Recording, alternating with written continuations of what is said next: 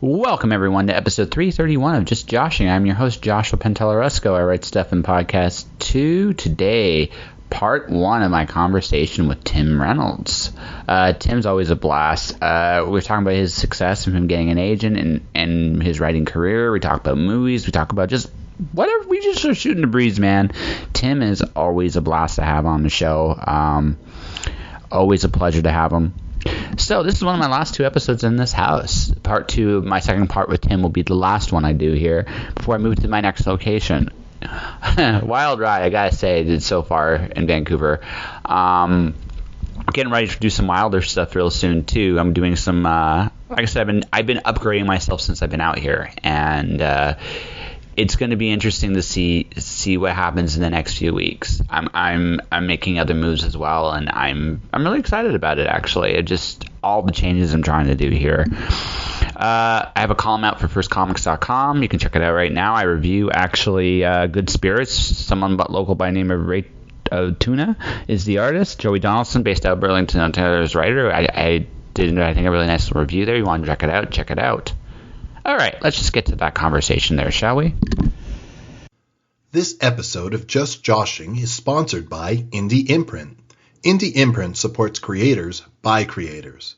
Whether you are writing a book or creating a video game, Indie Imprint works with its clients to produce, edit, and present their projects to the world. For more information, check out their website at www.indieimprint.com. It's all good. I'm just turning this on, and as usual, do you have anything incriminating you'd like to say before we begin? No. No? No. No. Nothing incriminating. My life has become extremely boring. So they're all boring. Well, I put the exciting stuff in the books. Yeah. Well, you've been like, since we last talked, you got an agent now. Congratulations. Thank you very much. Yes. That's exciting. Yeah. Naomi is. Are you? It's on. Okay. Naomi is and I've told her this, and I've told her I refer to her as this, and she's cool with it. But I refer to her as a pit bull.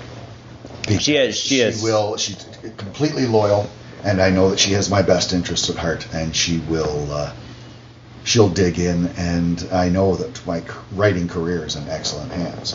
There are many great agents out there. Some of them are very dear friends. I've known Naomi since before she was an agent, and so I'm very excited about it. And it's my science fiction novel that I've been writing since the late 80s which is our first project. Well, congratulations. Thank you. Yeah. She gave me notes. I gave her edits done.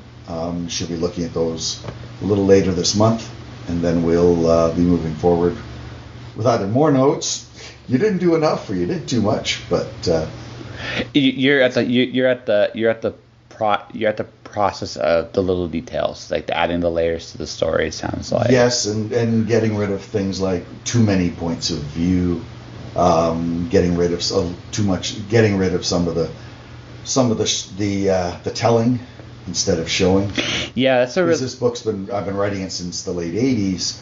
Some of it still contains my early writer mistakes, so that I've gone through and tightened things up. But there's still spots where I go, oh, I completely missed the fact that he's not doing that, he's telling that. That's a weird balance, because I have a theory about the voice of a writer, and that it changes about every 3 years. I'm just going based on my own personal arc. Right. I've gone through the last 3 years and made some major changes. So I've noticed that my voice and how I carry my cadence is different. I'm going to go through another major change. So in about a year, my voice is due for another major change. Oh, exactly. Right. So the thing is, when I look back at my earlier stuff, right, I kind of I cringe a little bit, because it's like, oh my god, this is brutal. But I've mentioned this in other interviews. Like Terry Pratchett said it best when he was writing The Carpet People. He was very careful about 14-year-old Terry Pratchett's voice. Oh. Yeah, because that voice can't be duplicated, no matter how good you become. Right? You cannot, that raw creation point of that voice, that what they cared about and what they're passionate about. It's their book too, to some degree as well. Oh yes, definitely. Right? So that must be an interesting balancing act for you. Yes, because it's 30 years on this one book, and I have changed. Oddly enough, the main part of the first section has changed very little, other than having things taken out. But I've changed everything from the name of every celestial body, every planet, every moon, every sun in this system. The main character, I think only 2 characters have the same name from the original draft. The heroine, his ex-wife, and his last name's the same, and his brother. But I've killed taken characters out completely. When I first started this, they were a couple who had dated and knew each other. And when I wrote that, I had been in dating relationships and never lived with anyone in a romantic relationship. But now that I've gone through so much more and had a 13-year relationship that has ended, I suddenly had this epiphany one day that these characters needed to be married and divorced, and that's what it is. And so he's a thief and she's a cop in the story. The story opens with him stealing, and very shortly thereafter being arrested by her co-workers, and then she's given the task of taking him to trial, and he has to be transported to another location for it. And there are people that are trying to stop them, but also the environment itself. It's a very much environmental story. But in it, the original draft, he had a niece. He had a teenage niece. She had a 9-year-old daughter and a drug-dealing husband. Well, I got rid of the daughter, got rid of the husband, kept the niece, but made her the daughter of the 2 of them. So there's a very strong father-daughter relationship. And it also adds to their history, which makes it more fun. Exactly. And to find out what it was that, why did she leave him, and why is she so mad at him that she would almost put a bullet in his head. That's the level of anger that she's at, and to have him not be a jerk, like his reasoning is reasonable. I know that it sounds weird, but the reasons he's got for not trying to save their relationship are perfect. And as soon as the reader understands it, they're going, yeah, no, I wouldn't tell her that either, because she'd kill you. But he's not a bad person. He's a thief, but he's also an educator. He's a famous person in this society. It's interesting. Well, just something I learned as I've gotten older. Sometimes I do things like myself that seem... I'm okay with at least appearing to be the bad guy sometimes, right? I'm okay with it, because sometimes you have to be, right? Oh yes. And when that's his evolution in the story. Yeah. Is that he goes from being a good guy with a couple of bad habits to being a good guy capable of some very dark things. Mm-hmm. And the funny thing is, her respect for him is very low at the beginning of the story, but as he does these dark things, she gains more respect for him because he's growing a spine that she didn't think he had. Yeah, there's that, and I mean, he's doing bad illegal things, but they aren't morally wrong. No, and that's the fun part. Is, are they things? This is what would the question comes up: what would a father do for a child? And there are some people say, I'd never hurt somebody. I had a friend. I said, well, what would you do if somebody had a gun to your granddaughter's head, or a knife to her throat, and all you had to do was push a button, and a gun would a remote-controlled gun would kill that person? Would you do it to save your granddaughter's life? And her answer was, no, I could not take another life. And she looked at me and says, what's your answer? And my answer was not the same as hers. My answer would be bang. And it wouldn't even have to be my granddaughter. It could be a stranger. If there was somebody threatening somebody else and I had a way to stop it, you start going through the options at the least fatal all the way up to, well, if I've got to put that person down, thinking the same way that law enforcement would. Well, I'm not law enforcement. I don't want to be law enforcement, but we all have that in us. But some people don't. Some people they couldn't possibly hurt another human being, usually because they've been hurt so badly, Yeah. they wouldn't wish that on anybody else, and I get that. And maybe we need more people like that in the world that aren't willing to pull triggers. And Well, I don't know. See, I would almost challenge them. Like me personally. I'm not saying I understand where you're coming from. Like, you don't want to be it should not be your first resort, right? Right. no, that should no. Right. Violence should never be the first. Right. It really shouldn't be your first resort. But I mean, there is sometimes. The thing about real life, and this is what I love about science fiction too, is sometimes the answers aren't pretty, right? And that's real, right? That's reality.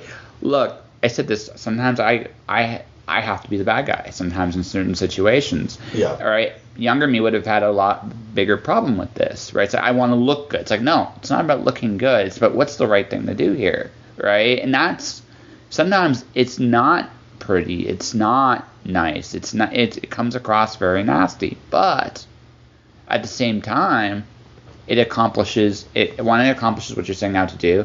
God, I sound like a sociopath. But anyways, right? But two, right? It's doing it. Sometimes it's the kinder option. You know what I mean? Sometimes it's actually the kindest option.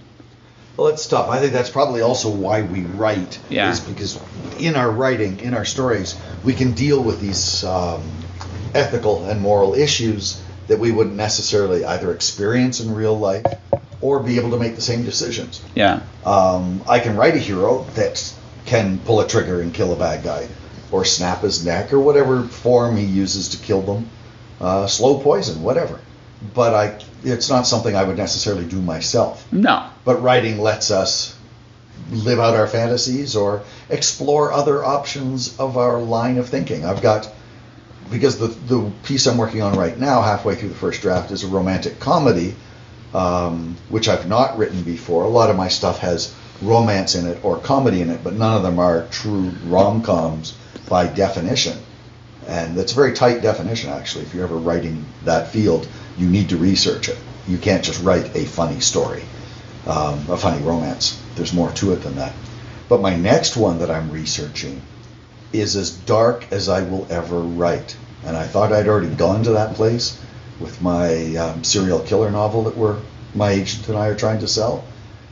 But no, the next one is Punisher.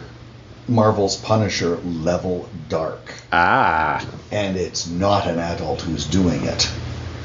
Ooh. And it's in a place and a time in history where things were dark. And it's going to deal with modern issues, such as Paul Brandt, the country musician from here in town, or from Alberta. A big issue for him, and I was just at this TED Talk, is human trafficking. Mm-hmm. But not just human trafficking, but human sex trafficking. And that's going to be a core of my story, is that I'm going to take those modern issues. Well, I shouldn't say they're modern issues, because they have been issues in human society forever. But the sad thing is that they are still going on, and there's still, human beings being trafficked. Oh, absolutely. And on levels that we aren't even aware of. Some of them are people that are brought in on work visas that are suddenly not able to travel like they thought they were going to, not being given the residence they thought they were. They're being kept as slaves, essentially, by the people who've brought them in. Mm-hmm. But you also get the ones that are, say, in Thailand, where you've got North American men that are actually tour companies, more like dark web tour companies, but there are organized trips for them to go to Thailand and other places in the Far East, where they can have sex with children, boys or girls, whatever meets their fantasy. And I'm not going to judge that, because we could get into a whole podcast about that. And I'm one of those that thinks that children should be children and not objects, not adults. There's no such thing as an underage woman. It's called a child. Yeah. And these big issues that have come up in the news recently about that. But so I'm going to be taking the darkness of that, combining it with a Punisher level brutality, and putting it into a historical time that's within the last 200 years. And making it very dark. Right. And that's how I'm going to recover from writing a romantic comedy. Okay, fair enough. You can't kill anybody in a romantic comedy. I just released a T-shirt about a unicorn now, rainbow sparkle sparkle. Literally, it's a T-shirt right now. So yeah. I also have a comic book working on it. It's Quantum meets Judge Dredd. Nice. Right. Pretty dark stuff, actually. Right. Very cool. Yeah. That's so. I mean, there's that. We all have that need. I'm a pretty happy guy, but I have a dark side, and we all have that part of ourselves. I mean, just that just comes out in one way or another. The difference between healthy and unhealthy is, do you act upon it? Yeah. And in that gray area between healthy and unhealthy are writers. We don't act on it, but we might write that into a story. Oh, yeah. Now the thing is, the important thing about being a writer, I shouldn't say being a writer, being an ethical writer, a conscientious writer, I guess, is that the writer should. It depends on whether the character's doing it, condoning it, or the writer is condoning it. So I could go and write a novel about a modern day Nazi. I won't say neo-Nazi. Well, neo meaning new. Like a new Nazi, a white supremacist, a racist, doing brutal things.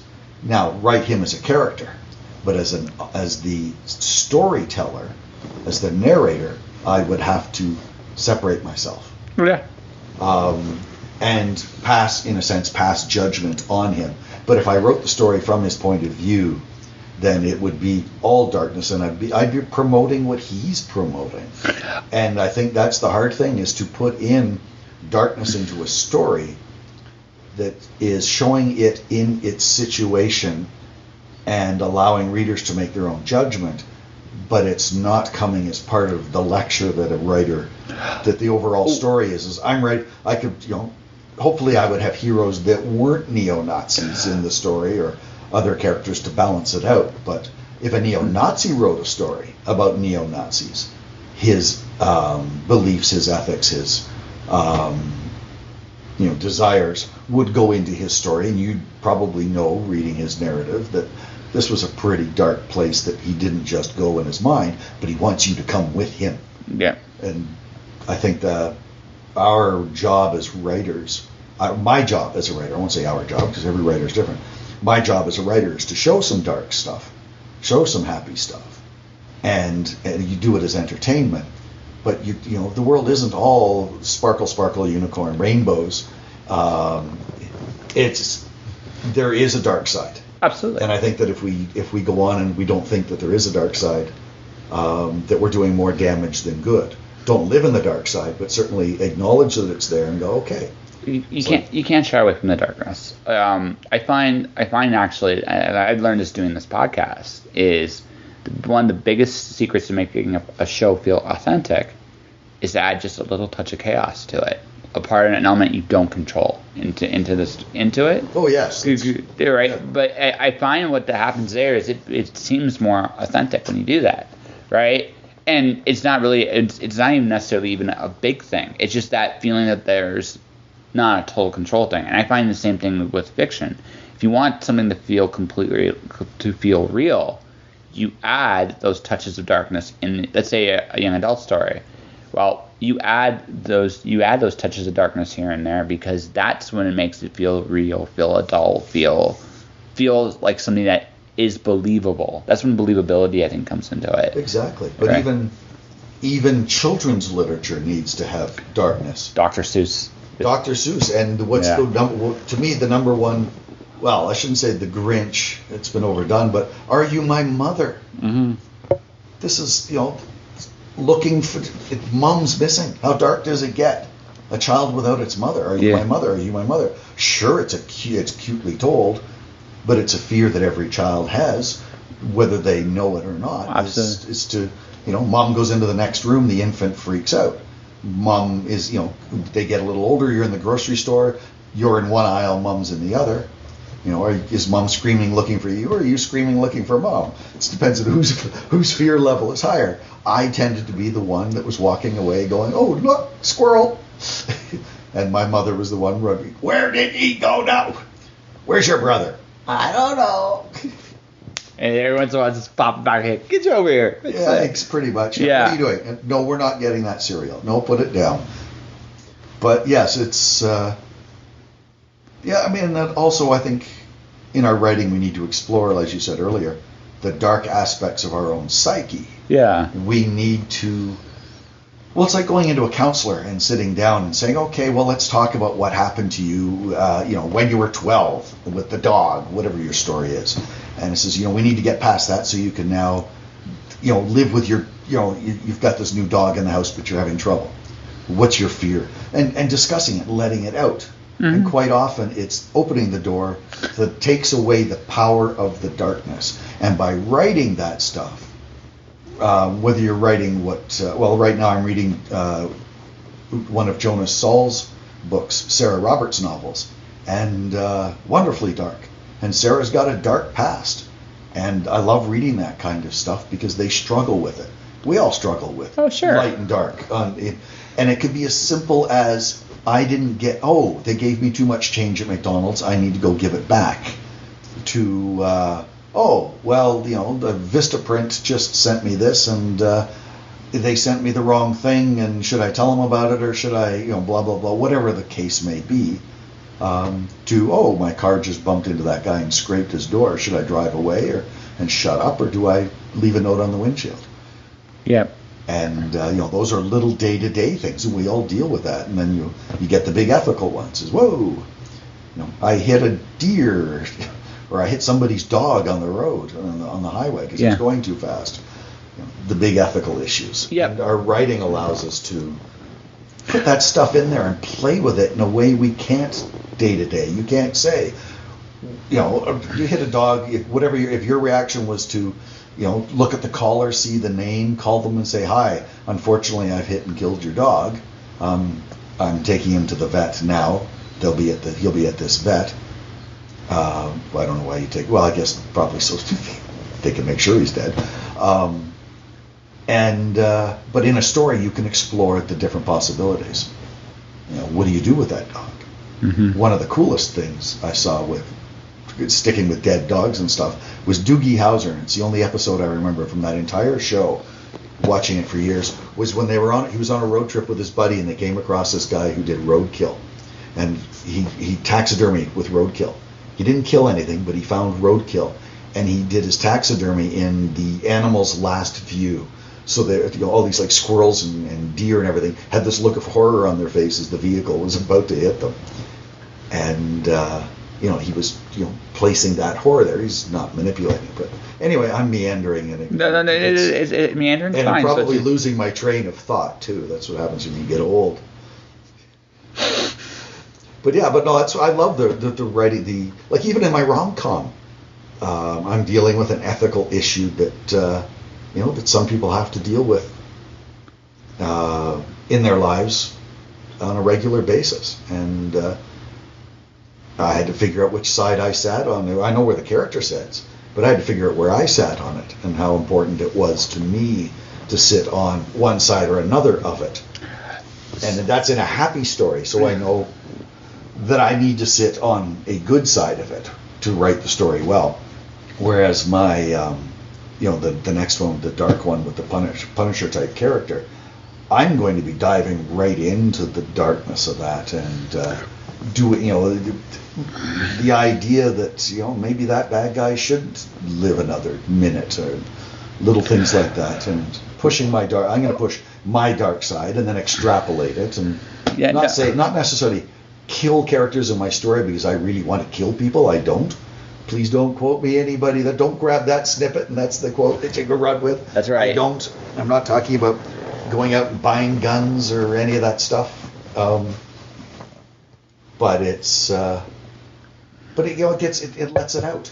Mm-hmm. It doesn't that darkness that we see we get so much in the news that you take that in, whether it's Facebook or I accidentally reposted an article from Breitbart of all places immediately deleted that one. I said, oh, okay, no, I'm not. I see where they were promoting hatred on a certain level. And I'm going, oh, that's not what the article starts out like. They were very smart that way. They started out with something common, But no, I think that one of the things that we're not taught when we're younger is how to actually exercise those darker things in a healthy way, a constructive way. And because of that, I think what tends to happen is as we get older, this is what I've noticed is people have a hard time communicating those things, right? And that's when things start to malfunction, because that's when, if you can't get rid of it in some other, the good thing about writing is, okay, I can write this really dark scene, get whatever is in my subconscious out. Right. It's out. It's done. The salve's gone. Anger's gone. There's a closure to it. Right. Right. But if I couldn't, I think it would slowly drive me crazy, because it would just always would be in the back of my head. Right. And I think the one thing about the healthy thing about being a writer is you get to express those things in a constructive way, and you don't necessarily shy from those dark places. I find, from a writing point of view, where I struggle is if I don't like the character I'm writing. Oh, the hero. Or yeah. Well, even the villain, I guess. Yeah. Well, you have to understand the villain. You don't have to like him, but you do need to understand him. Villains are easier in the sense, in the fact that you, generally speaking, there's an arc with the villain. You figure out who they are, what they want, right, and then whether they get it or they don't. And if they don't, what's their comeuppance, right? That's usually the villain's arc. Or sometimes, if they get it, what's their comeuppance, right? Sometimes that goes that way too, right? A hero is a little different. A hero, you still have the who and what they want, what they're going to do, but I find you spend a lot more time with the hero. I tried writing a noir story. I just did not like the protagonist one bit. It was because, one, I don't think I'm just, by my very nature, that little bit of chaos. See? Yeah. That's my. And that's that's a little bit of chaos. A little bit of Goldfinger there. Yes, I see that. It's like, well, I'll talk about that too. The emotional wounds disorder. Yes, this is what I use to get into those deep, dark places of the heroes. The Emotional Wound Thesaurus, by Angela Ackerman and Becca Puglisi. Yeah, I just interviewed Angela not too long ago, actually. And that is wonderfully dark. The whole front section of it is like a manual for mental health. Yeah. Although it's for fiction, they've done their research, and it's. Yeah, no, I haven't met her yet in person. I have not met her. Like we talked. It's like we know of each other. Right. But we've never actually met. So it's just like next year when we're collide, it's like we're gonna find each other at some point. Yeah. Yes. Oh yeah. Those are. Well, there's 6, I think, in the series. Yes. 6 or 7. That's the one that I've gotten the most use out of, because it takes you into places that you wouldn't necessarily think of. It's not just giving you alternative words for moods or places, or literally their thesauri. But this one, the emotional wound, goes a lot deeper. No pun intended, or maybe pun intended. And I love it because we were talking about villains and heroes. To me, a villain, there's nothing worse than a 2-dimensional villain. Yeah. What was the one? It was Mad Max, Fury Road. It irritates me to no end because the villain had no story. He was a clown of horror. And I don't mean Pennywise. I mean he was this dark. That's all he was. It was an embodiment of insanity. There was no great emotional thing going on with him other than crazy. You didn't empathize with him. You didn't understand him at all. And I think the best villains you need to understand. Rocky Horror Picture Show. Mm-hmm. Frankenfurter's the villain in that story. Yet we love him. I mean, he's crazy. He's trying to make a man. He's he's serving meatloaf for dinner. Spoiler alert. Actually, no, if you haven't watched the movie, that wouldn't spoil it because you don't know what I'm talking about when I say meatloaf. and he's a mad scientist. He is a variation of the Frankenstein doctor, but he's also the hero of the piece because he's so, well, I wouldn't say broken, but needs human contact to such a degree. He's made a man to keep him company, and he's got all these people surrounding him in his castle. And I find that story, that character was explored on so many little levels. Yeah, and which leads to the question at the end of, was he a hero at all? Right. Or a villain? Exactly. Right? What? Yes. Or a villain? Did his arc succeed? Yeah. No, the ending itself is, well, the sequel is even weirder. Have you seen this? I've not seen the sequel. I tried watching the sequel. Unfortunately, I couldn't. It doesn't work without Frankenfurter. I don't find, but yeah, that's me. But yeah, and I love the emotional wound, because no matter what you're writing, your character has to have emotional wounds. Yes. You could be writing space opera, which is one of the least character-driven story forms that I know of. Yes, there are characters within it, but you can't delve too deeply into the character because the war going on, the space opera itself, needs to be is on such a large scale that, in a sense, and this is from my point of view, I'm not saying this is how the genre is written, but the space operas that I have read, the individuals are mostly lost within those.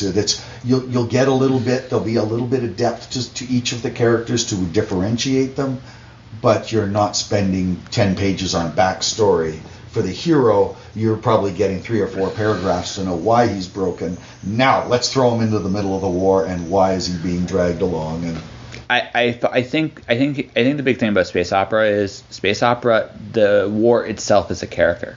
And that's the thing about space opera, is the war, whatever that big war is, it is the protagonist and antagonist of your story. Exactly. It's all inclusive, and so it doesn't really leave. It's almost like a disaster movie. It's like how the characters cope through. Yes, everything the characters do is almost everything is reactive, not proactive. Exactly. So there isn't really. So I mean, that's the big difference. Whereas most stories, even though there are things that make the character react, there are proactive choices every character has to make at some point in the story. Yes, you get pretty bored of a character who has no plan. I mean, thrillers is a different thing because they're on the run. But even then, your villain should have a plan. Mm-hmm. Even if your hero has no idea why they're running, other than the fact that there are bodies around them and bullets flying, but the pieces need to be added in. But I mean, and it doesn't always have to be what they think is the reason they're running. No, and that's the fun. You can subvert things that way, right? Every other genre, it has the opportunity. Again, at some point, there's a proactive choice. Why I think the reason we go the grand way back, like Shakespeare, I prefer Macbeth to Hamlet, and then the reason why I prefer Macbeth to Hamlet is because Hamlet doesn't actually do anything outside the mousetrap. Right, does nothing. Macbeth, on the other hand, does all kinds of things. They're not great things, but he does all kinds of things. Yeah. All right, so you get a bigger sense of who Macbeth is than you get of Hamlet. Yes, quite true. Yeah. Yes, and with Shakespeare, a number of his characters are written with much more depth. Yeah. And then you get into Romeo and Juliet, which is not a romance, no matter what some high school English programs teach it as. No, it's not. But no, it's... Actually, it is the closest thing to space opera he writes, though. Romeo and Juliet? Yeah. I think it's the closest thing to space opera he actually writes. Well, I think it's a remake of West Side Story. Yes.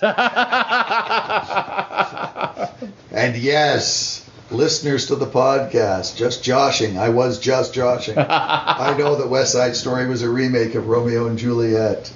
It's okay. I just didn't want you getting any angry notes. What are you talking about? I'm at this particular. I performed both Romeo and Juliet and West Side Story. So really? Yes. Yeah. Actually, was it? No, it was Hamlet that I did. Yeah. We did Tom Stoppard's Dog's Hamlet. Do you know the Tom Stoppard? No. Tom Stoppard, the playwright, wrote Dog's Hamlet and Cahoot's Macbeth, amongst many other works. And Dog's Hamlet is about a headmaster at a private school, who has created his own language using English words but giving them different meanings. Yeah. And he is such a fascist that everybody has to speak his language. And Dog is this very nasty headmaster, and they're doing the students are performing Hamlet. It's originally supposed to be at an all-boys school. I think we did it as an all-girls school because we had a bigger female cast in the class. And we're talking almost 40 years ago now, so I'm having trouble remembering it. But the idea is that a character from the outside world walks into the school, and he has to learn the language that they're actually speaking. But they do Hamlet in 2 minutes. They do is it 2 minutes or 5 minutes? But they take out everything except all of a sudden everybody's running at each other with swords and dying. Boom, done. It's literally the Reader's Digest version of Hamlet, and they do 2 versions of it. They do a longer one, and then they go, all right, one more time, and faster. But they cut. It's not faster, speaking faster. It's literally, yo, doth, ha, ho, ha, stab, stab, die, die, done. Thank you. Alas, poor. Instead of alas, poor Yorick, I knew him well. It's Alas. Yorick. Yorick dropped the skull. To be or not to be. I mean, a nice long little soliloquy there, and it's just simply to be or not, and then boom, on to the next part. Yeah. And then Cahoot's Macbeth is sort of the sister play to that, and it's about an underground group in communist Czechoslovakia in Prague that are trying to perform Macbeth in a time and place where theater has been outlawed.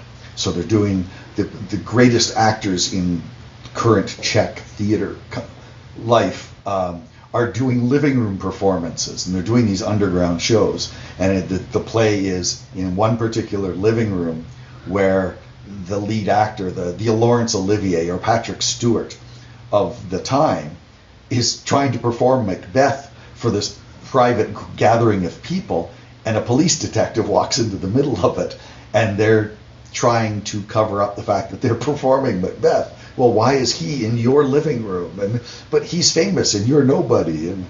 But yeah, they're shows if you ever get a chance to see things. Cahoot's Macbeth sounds in particular. They're both quite funny, and they are quite often, because they're short plays, performed back to back. Yeah.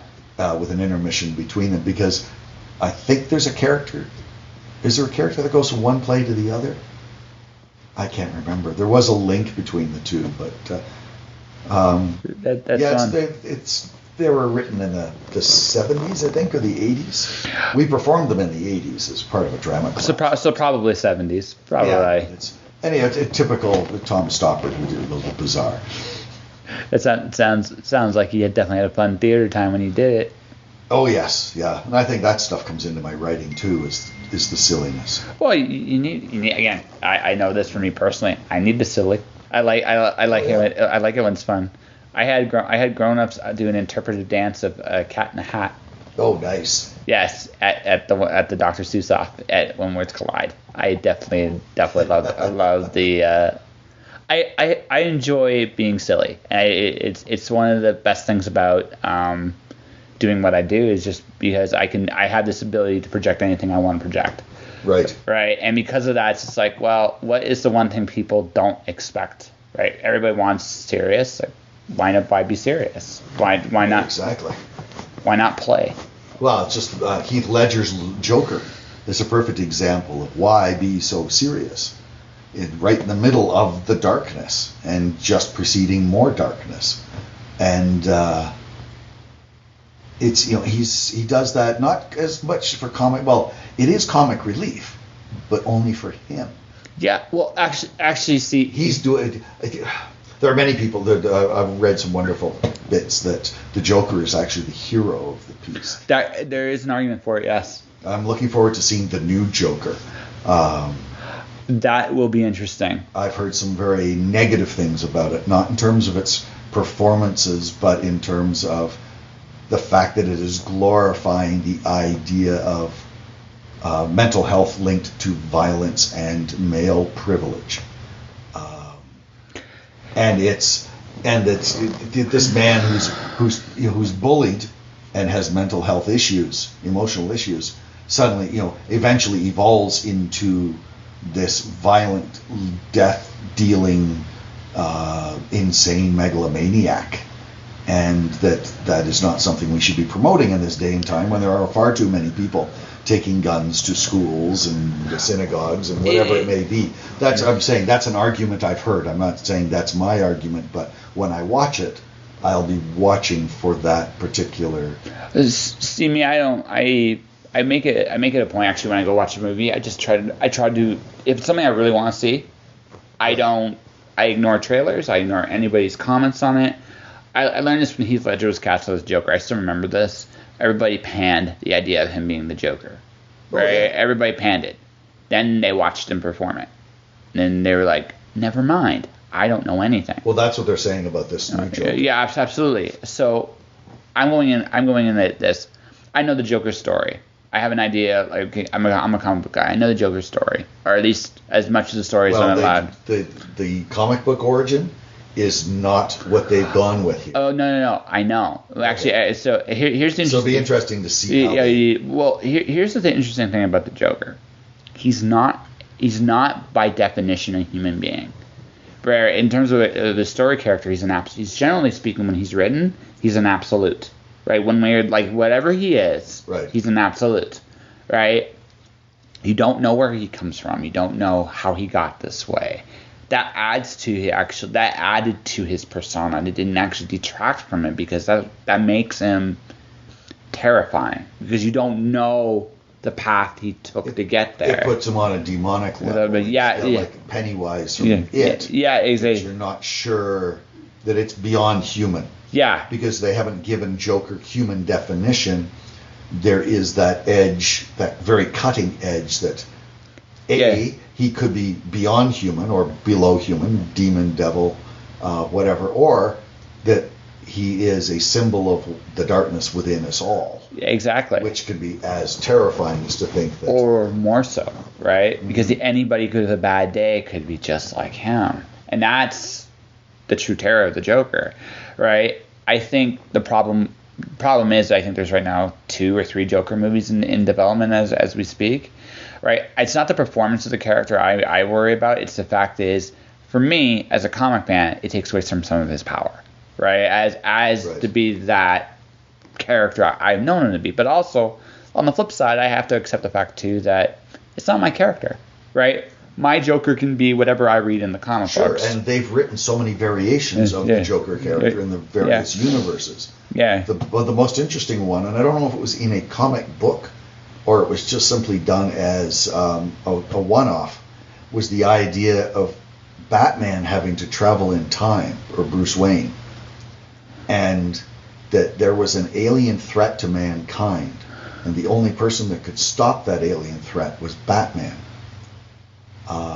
But he had a chance to go back and stop his parents' murder, and then he realized that when he traveled in time, that when he got to that place in the past, that he had to kill himself. He had to kill his parents, and that the Joker is actually a future is Bruce Wayne. Yep.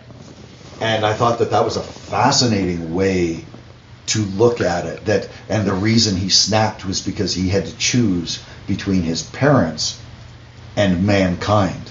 And he'd already been shown the future of the elimination of mankind. Now, I only read this twice on the internet, so anybody who's a real fan of Batman who's listening, my apologies if I've gotten some of this wrong, but the whole idea that and the reason he snapped and became the Joker was because it was Bruce Wayne who'd been put in this ethical position, and his soul could not handle it. And that's why he and Batman are so yin and yang. Yeah. Well, yeah, Batman is the quintessential ultimate man versus the ultimate demon, right? And currently right now in comics, there is a version of the Joker called the Batman Who Laughs, whereas Batman becomes the Joker. Oh, okay. Yeah, right now. So I mean, it is. I think your theory definitely holds credence to it. But he's an interesting character. But again, when I go into a movie, especially something I want to see, right. I eliminate. Like, I'm going to see the last Star Wars movie, The Rise of Skywalker, right? A couple months ago, I binge watched all of the others not in the order they were released, but in the chronological order of the story. And it took me some figuring out to go, okay, now where does Han Solo go in here? So Solo goes there, and this goes there. So I'm going to break up this, and I will probably do it again just before Christmas. Yeah. I'll pick a weekend. Yeah, 2 or 3 weekends and watch them all because I love them. There's not a movie in that series, in any of the Star Wars movies, even episodes 1, 2, and 3. There's not one movie that I hate. I don't like 2, but that's because I just feel the dialogues. Oh, I don't know. I'm saying I'm not vehement about it. There's some that I'm not as happy with. Yeah. But they fit. Yeah. Some of them, yeah, they're weak. Yeah. But I'm not like a Jar Jar Binks hater that no. Put him on the screen and I want to throw a bottle at the screen. I'm not that diehard a Star Wars fan. But but the point I was getting at is anything ever since I watched The Matrix blind. Right. I watched it blind. I went in there, I saw one advertisement for it, and it didn't tell me a damn thing about the movie. I go into the movie, it blew me away. It's like, why would I want to go? If I'm not sure about I saw the Joker trailer, one of the Joker trailers, because I wasn't sure if I was going to see the Joker or not. Mm-hmm. I saw it, I'm like, it's interesting enough to actually worth to see. Yes. But that's as much as I let any of the outside sources touch it. I don't worry about. I figured the best way to see a movie, the absolute best way to see a movie, is to go in there as blind as you can. Go in cold. Yeah. Well, yeah, the movie Brad Pitt's new one, Ad Astra. Yeah. I started watching trailers on it and went, whoa, stop. I don't want to know. No, I stopped completely. That's a story I wanted to see blind. Actually, it was his last, I saw, what was the last one I saw cold? Oh, World War Z. Yeah. World War Z, which readers of the book, most of them hate. I didn't read the book, so I have no comparison. I love that movie. I think that what it does with zombies was far more entertaining than most of what else I've seen out there that isn't specifically a comedy, like the Matthew McConaughey movies, which the sequel's coming out to that one. Nice. But yeah, so you're right. There's certain movies that I will watch every trailer they've got, and others I don't. But then there are ones that I tend to know the story a little bit, like. That they're telling something I know. Lord of the Rings, I could watch those trailers before seeing the movie and not have it spoil anything because I know the story. Well yeah. But if somebody came up with, what was it, 2049, Blade Runner. Yeah. I tried to watch none of those, going completely cold, and was blown away by the film. Well, because that's I think the best way to see it. What I've learned when it comes to entertainment, when it comes to my entertainment. I find that the last place I go to actually listen about it is social media. Like, if I really like something, if someone tells me that they really like about it, that's great. But the moment I read a feed about complaints, I just start skipping. Because to be perfectly honest with you, I don't care. No, right? Yeah, and it's just one of those things where it's like, let me go in, let me see it, let me make my own opinion. Then we'll have a discussion. Because then that's exactly. Right? So going back, when I go see the Joker, right? One, if this is a problem going on in society today, those things need to be actually pointed out. It's when we try to, going back to some very beginning, it's when we try to hide that there's nothing wrong, or we don't want to talk about certain things. Right. That's usually when we get in trouble, right? Because that's usually whatever. Oh, exactly. Yeah. Yeah. So if it's a good commentary on that, awesome. If it's just an entertaining movie about one of the most iconic characters in comics, also awesome. Well, it just won the grand prize at the Venice Film Festival, I believe. Yeah. So it'll be interesting. Yeah. And some people are even saying, don't watch it as the Joker. Watch it as the making of what happens to this broken man. that forget that it's the Joker, because I don't know if Batman's in it or not. Batman is not. Or not, and certainly not seen, but maybe implied, I'm not sure. Or maybe this predates the Batman, or Bruce Wayne becoming Batman. I don't know. But it's, that's seeing this seeing that the performance, the transition, the evolution of this character, that the performance is worth watching. Mm-hmm. You can forget that it's the Joker and just watch this man become who he is based on what's done to him. Yeah. It's apparently quite a reactive. I'm looking forward to it. It'll be dark. It's probably not something that I will own and want to watch over and over like some fans do, with the dark stuff. Mind you, I enjoy some of the dark things that are out there. We all do. I mean, that's, again... But I also like some of the really light, fluffy stuff. Hey, listen, my all-time favorite movie, I'm not ashamed to admit this, is Angels in the Outfield. That is as light and fluffy as you get. That's a cute movie. Yeah, yes. For me, I'd probably say You've Got Mail. Wow. Tom Hanks. Yes. Meg Ryan. But for a number of reasons. One, it's Tom and Meg. Two, it's about the publishing industry. Yes. Or it's about the book business, which I like. And also, Sleepless in Seattle I found to be disturbing on some levels. But this one, the two of them, they get to know each other. And I just find that the final scene in that movie, that Meg Ryan, that's probably the best acting she's ever done in her life.